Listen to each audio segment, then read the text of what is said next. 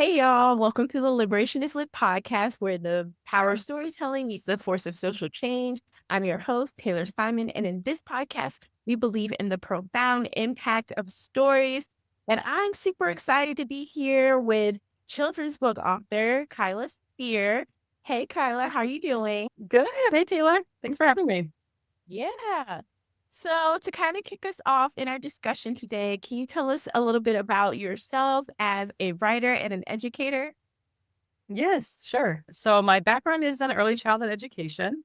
I have a master's in teaching for ages basically 0 to 8.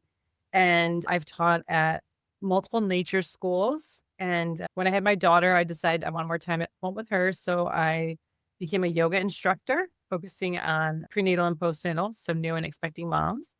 And during that period, I decided to start writing children's books as well, trying to find some books that related to my daughter and my experience and teaching at a nature school. And I couldn't find them. So I said, okay, I'm going to write them myself. So that's kind of where the books got inspired from, and meeting a mom through yoga who also published her own children's book. And she was my editor and publisher. Can And I feel like I'm just now learning about nature school and the unschooling nature school combo that's been yeah. happening. So I think it's really cool, especially what's happening in our public education system. I love this direction of people taking control over teaching their kids truth, but also connecting them to nature and kind of providing that aspect as well. And so I guess my next question for you too is why do you believe in inspiring children to learn in nature? That's a great question. Just all the benefits that come with being in nature, period, not even just in an educational setting, are so immense. And I feel like we become really detached from it, living in more urban areas and just not being as open to being outside, or parents not giving their kids as much freedom to explore. And kids are natural born scientists. That's like how they explore the world. They ask questions, they look at things deeply, they're very curious. And so being in like a nature school or promoting learning outdoors is so key to just the way they learn naturally. It's good for emotional regulation, it's good physically. They're outside, they're breathing, they're exercising. Good social connections. Kids learn how to cooperate and share materials and work together to, build whatever, a pirate ship out of twigs, or do whatever they are inspired to do. Um, it teaches them about responsibility and appreciation for nature. I know a lot of children have fears about being outside. They're afraid of spiders or bees. And once you start educating them about them, like how important they are, all the food they eat comes from bees pollinating that food. And learning that bees don't want to sting you. That's not their goal. Their goal is to work really hard, and that all the worker bees are female, which I love that. It's a female empowerment. And the queen, it's all run by this very structured, amazing system. Just kind of delving deeper into these creatures makes kids have this appreciation and want to protect them. I think that conservation piece is so important because we're so detached from nature. We just think, oh, yeah, we'll cut down that tree, but without thinking about who lives there and why is it important for us to have clean air with them and things like that.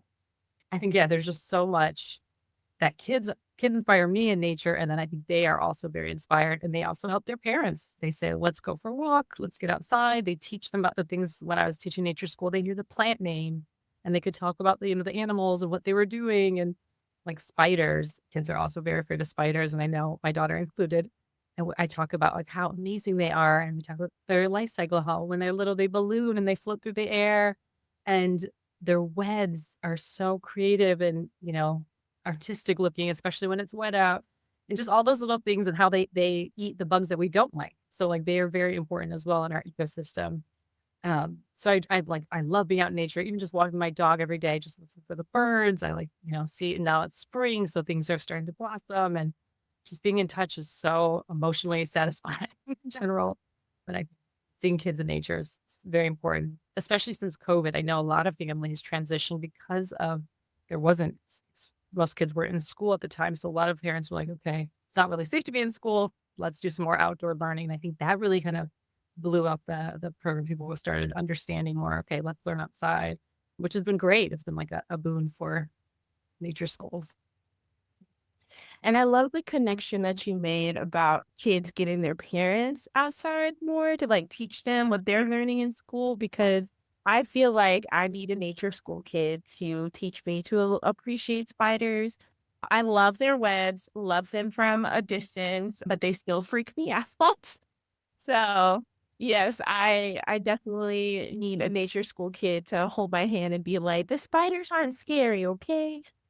They're not gonna hurt you, Taylor." You're saying, "Yes." My next question I wanted to ask you was, how do you believe stories and nature connect in creating better communities? Yeah, just kind of those points I touched on before. I think kids need to see themselves in nature as well. And I've written two children's books, and both I represent kids of all different races, different abilities. I want them to see themselves in the stories that show kids learning in nature so that they can feel inspired. Like, I can do this too. If you're not reflected in what you're reading, you don't necessarily connect to it. So I think that makes kids from all different backgrounds feel like they can do it. Because honestly, it's a very white setting, a lot of these nature schools and programs, and we want to make sure kids of all backgrounds, colors, kids with disabilities, they should be out there too. I feel like that's a need that we need to really focus on, and getting more teachers of color also involved is a way to help build those communities and just promote cleaner, safer communities, more trees planted in these these dead zones where there's a lot of pollution. And we were just talking about spring having a lot of pollen and things. So it's very important, but it can also be hard. But anyway, just getting communities connected to nature in different ways, including the schools, and having kids tell their stories and see themselves in the stories in those ways. I love that because I'm all about connecting people to see themselves in stories, but also seeing to the lives of people who are different than them. So having that diverse representation is super important. And how true this is, but I read in a book somewhere that we have a lot of pollen in cities, southern cities where there's a lot of trees, but because city planners focus on planting male trees, so people don't have access to fruit, fruit, fruits. Interesting. Mhm. I didn't realize that. Yes. So I saw somewhere it's like, yeah, you could thank your pollen allergies to like people who don't want people to have access to free food or, like because their mentality is, "Oh, well, the fruit's just gonna fall off the tree and, like, the sidewalks are gonna Mm. be all gross," and it's just like but can you imagine how much our communities would benefit if we could just, like, walk in our neighborhood and, like, Yes. just pick a apple off a tree or a lemon or something like that? Yeah. How nature should be, having female and male plants and things near each other. That's interesting. But also the pollen's Right. important. Also, but that's how they procreate. So we need the plants to pollinate. Maybe it's too much a little bit in some places, or maybe those male trees have, they only have one kind of pollen. They're not cross pollinating with the female tree. That's interesting. I hadn't heard that. That's really good to know. And also, like, okay, let's rectify this. Right. Let's get on this Right. and start planting the other. We mix, like, when we plant trees, like, we need more women. Yes, more women. Get those bees working. Yes. So, what's things that kind of keep you grounded to keep promoting nature and learning in nature? What keeps you grounded in that work?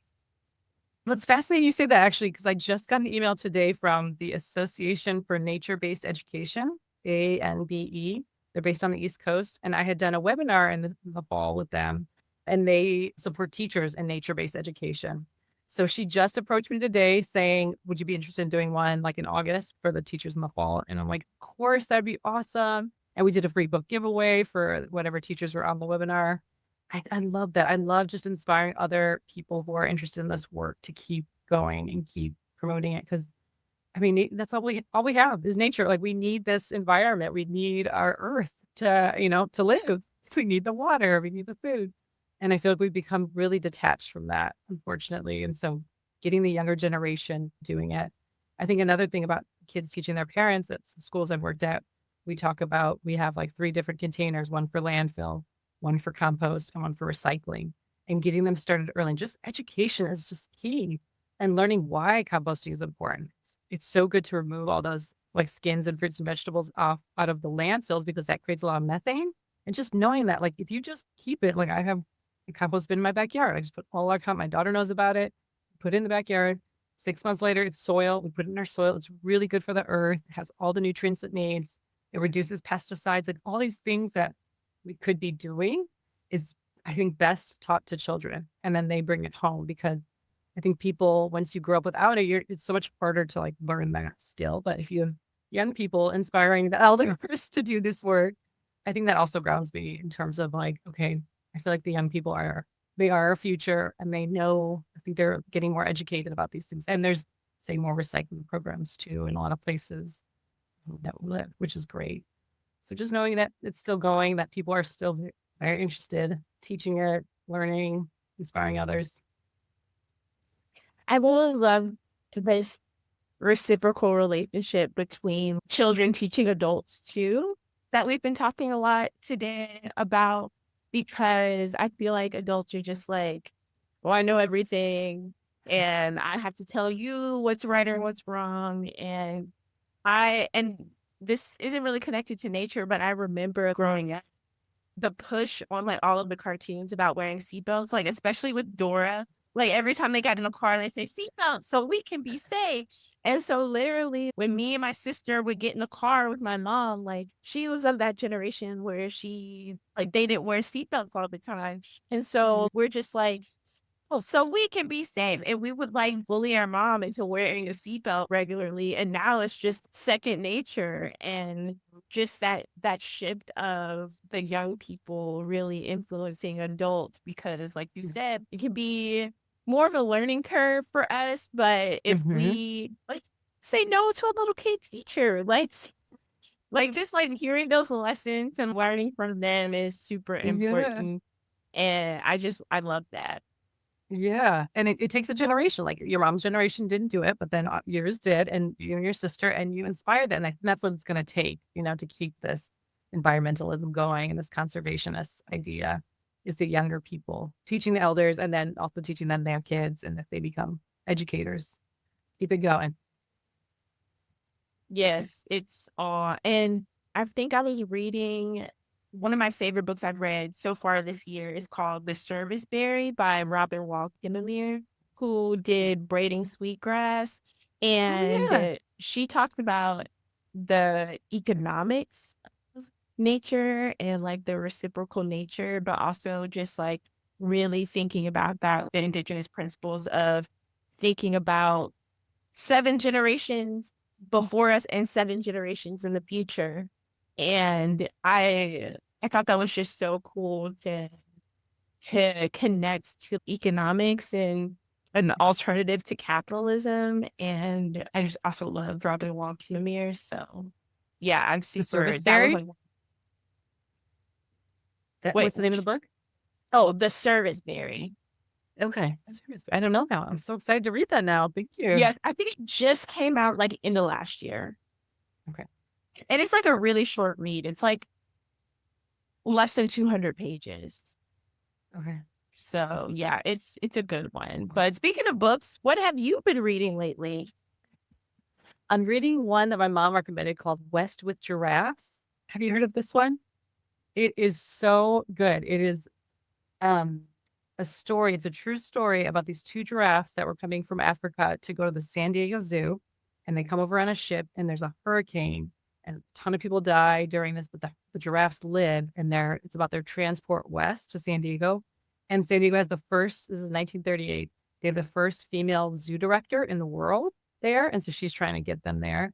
And it's just this, I can't put it down. Like I keep staying up too late because I'm like so fascinated about what's going to happen because there's all these misadventures. And in the 30s, there was only two highways crossing the US. And um, yeah, it's just so many layers of interesting things on American history and right during the Great Depression and just how people are surviving. And these giraffes are just like going through these small towns all through like the South and East, and everyone's amazed, and it's fascinating. So I highly recommend it.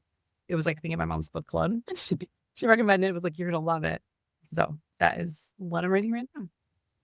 Oh my gosh, that's so funny because me and my sister, she was watching a TikTok one day while we were on the phone, and she was like, "Wait, I'm watching this video of this giraffe trying to drink from a pond, but it can't reach." And so we were like, "Wait, but how do giraffes drink?" And then she found this picture of them spreading their legs and like trying to drink water. For those who didn't know how giraffes drink water until I was like, what, yesterday years old when I did that. They're fascinating. Yeah. And they eat in Africa, they eat acacia trees, which have these huge thorns. They love this tree. They have like tiny leaves and these huge thorns. So they have to wrap their tongues around and pick the leaves off. And it's like the most complicated. They could eat anything, and they choose like the most complicated tree to eat. I love Yeah, and they're how giraffes yeah. like make their lives more complicated than it has to be. And I guess their bones are very brittle. That's one of the things, like, they're transporting in this padded truck, and one of the giraffes had a leg injury, and, like, I didn't realize that their bones, like, can break very easily, so they don't survive very well. So that's why this book is, like, keeping them alive for this journey, and you'd think they'd be sturdy, but they're just really not. They're very delicate, and their hearts also have to work so hard that they only live to be about 25 years old. Like, anyway, I'm learning a Oh my ton. It's like, gosh. again, nature, like, connecting to this amazing creature in nature that everyone's amazed of by, Yes, and so. I can imagine the people in the book just like seeing the giraffes go by in a small town. And then they have to go through the mountains. Oh my god, and the dress weigh 2 tons, and they're on, like, going through these passes that are zigzaggy back and forth, and they have to make sure they're weighted the right way. They almost fall over the cliff, and it's just yeah, very exciting. Oh my gosh. Well, who would have thought giraffes would be set? Yeah. I love it though. And then my last question for you is what advice would you offer listeners who want to make a positive impact in their communities?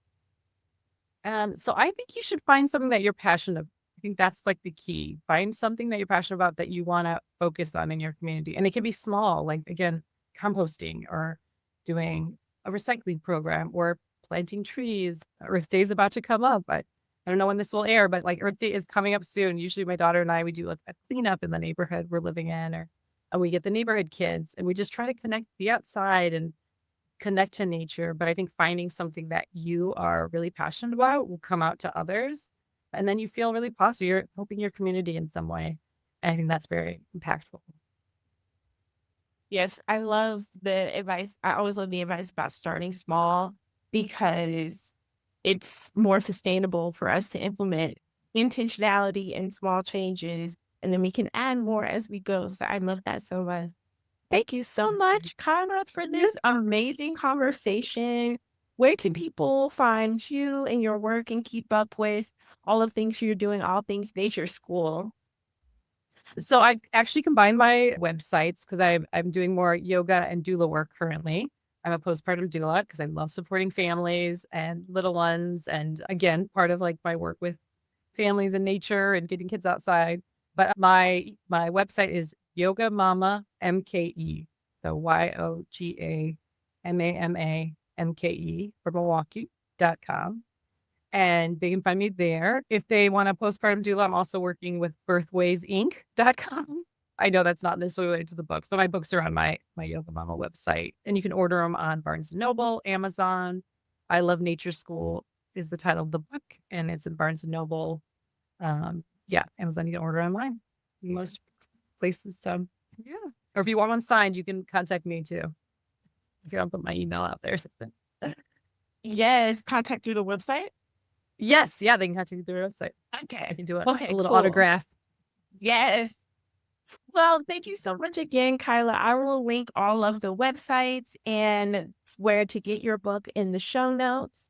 And thank you, listeners, for being part of the conversation. And thank you for suggesting any stories that you may have. If you want to connect, you can find us on Instagram, Facebook, and TikTok at Liberation is Lit, or you can visit our website, liberationislit.com.